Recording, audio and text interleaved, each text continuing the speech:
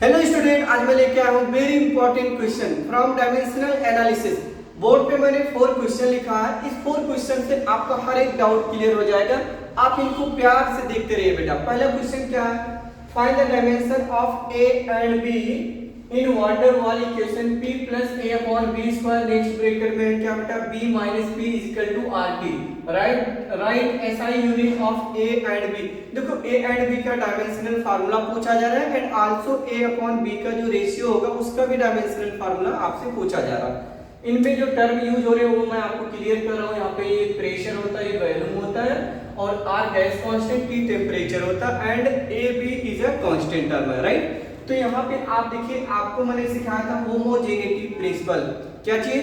Homogeneity principal. Homogeneity principal क्या बोलता है आपसे? Right dimension of LHS is equal to dimension of RHS। मतलब हर एक टर्म का डायमेंशन इक्वल होना चाहिए, right. Then physical quantity add और सब्ट्रैक्ट, अदरवाइज हो ही नहीं सकता।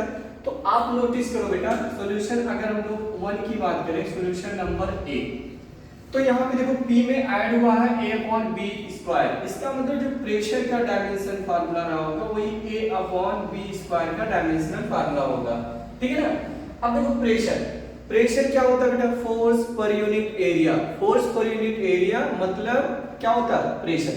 अब देखो प्रेशर का डायमेंशनल फार्मूला फोर्स का होता है बेटा mLT-2 divided by area L square. ऊपर लेके सॉल्व करोगे तो आ जाएगा mL-1T⁻²। This is dimension of pressure. A is a constant term और V फॉर वॉल्यूम।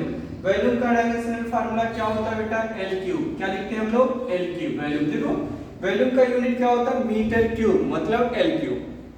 तो यहाँ पे डायमेंशन आ जाएगा L3 और यहाँ पे पावर कितना है? 2। तो इधर जब सिंपलीफाई करोगे तो A की वैल्यू देखो mL-1 और L6 हो जाएगा। इधर मल्टीप्लाई करोगे तो +6 - 1 5 आ जाएगा। तो mL5 और T⁻²। This is dimension of A। Similarly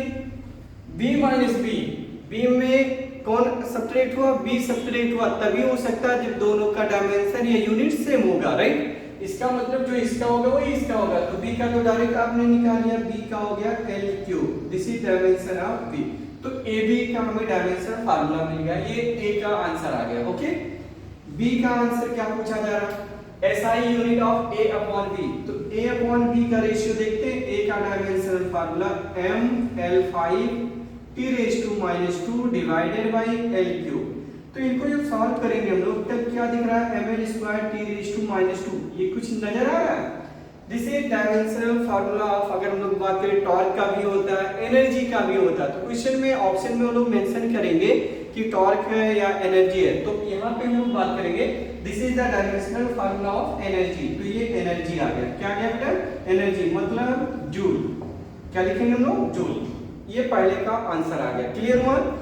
आपका हर एक डाउट क्लियर हो जाएगा इन 4 क्वेश्चन से। ऐसे ही नीट और जेईई में क्वेश्चन पूछे जाते हैं इस चैप्टर से, राइट। अब देखो दूसरे का सॉल्यूशन अगर हम लोग बात करें, solution number 2।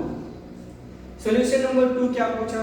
Find the dimension of alpha in equation p = p0 e⁻⁡ ये देखो ये कैसा है? एक्सपोनेंशियल है। कैसा बेटा? एक्सपोनेंशियल। और एक्सपोनेंशियल फंक्शन ऑलवेज क्या होता है? डायमेंशनलेस। क्या होता है? डायमेंशनलेस होता है, मतलब उसका डायमेंशन होता नहीं।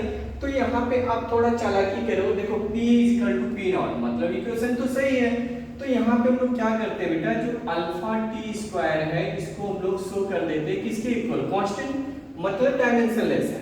क्या? डायमेंशनलेस। कोई भी कांस्टेंट हो कैसा होता है? डायमेंशनलेस होता है। तो यहाँ से सब्जेक्ट बना लो अल्फा को, तो कांस्टेंट को 1 मान लो अपॉन टी स्क्वायर। तो डायमेंशन ऑफ अल्फा क्या आ रहा हम लोग का? T⁻²। देखो T⁻²। This is dimension formula of alpha.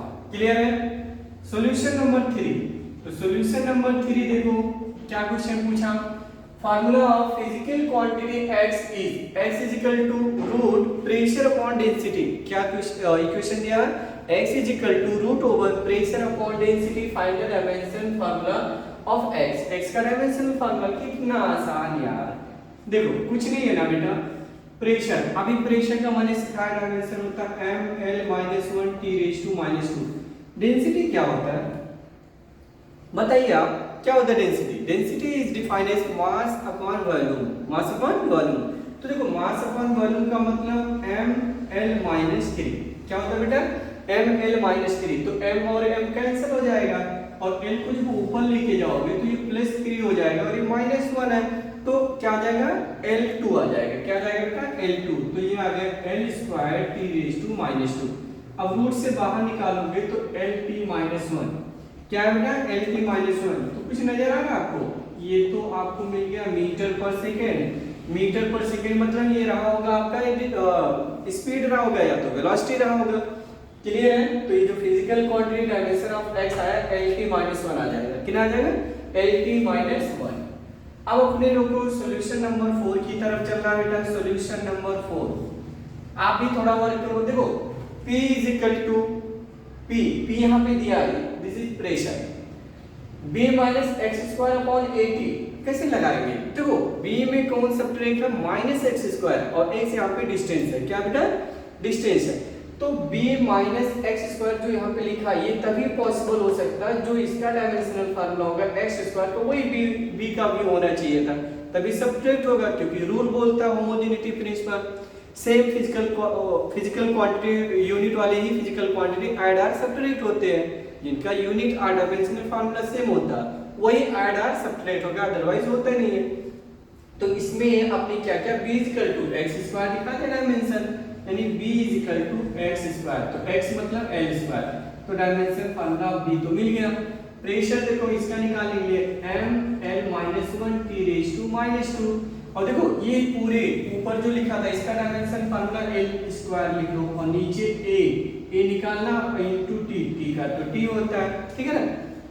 जब आप सॉल्व करोगे तो A का वैल्यू क्या आ रहा है, A, ध्यान देना A, ये सब डिनोमिनेटर में जाएगा तो m ऊपर जाके बन जाएगा m-1, ध्यान देना क्या बना, m-1, l-1 नीचे आएगा ऊपर जाएगा तो l³ हो जाएगा, क्या हो जाएगा बेटा, l³ t⁻² और +1 तो t⁻⁻1 ऊपर जाएगा तो t⁻+1 में आ जाएगा। This is dimensional formula of A। तो ये 4 क्वेश्चन के हेल्प से आप कोई भी क्वेश्चन इजीली इस टाइप के क्वेश्चन को कर सकते हो, मतलब इजीएस्ट वे से। बहुत सारे समय से आता है डिपेंडेंसी दिखा देते हैं, जैसे like time period of pendulum is depends on length mass of the Bob and gravitational acceleration, तो वहां से जो पावर होता है x y z वो लोग अननोन डाल देंगे, वो निकालना होगा। होमोजेनिटी प्रिंसिपल यानी reducing relation among different physical quantity, उसके हेल्प से आप प्रूव कर सकते हो बेटा। तो आई थिंक सारी डाउट आपको क्लियर हो गया। अगर वीडियो आपको अच्छा लगा तो please like share and subscribe जरूर करें, और हाँ अपने दोस्तों के साथ जरूर शेयर करिए ताकि इनका फायदा उन लोग भी उठा सके। नेक्स्ट वीडियो में हम लोग बात करेंगे जिसका हमारा सीरीज चल रहा है बेटा मोशन यानी काइनेमेटिक्स, 1D 2D 3D जितने भी टाइप्स के मोशन होते हैं वो हम लोग स्टार्ट कर चुके हैं। अभी वीडियो आपका कल मिल जाएगा उसका, राइट, उसमें 6-7 लेक्चर में मैं पूरा कवर कर लूंगा डिटेल तक, जेईई और नीट तक। चलिए मिलते हैं नेक्स्ट वीडियो में, बाय बाय।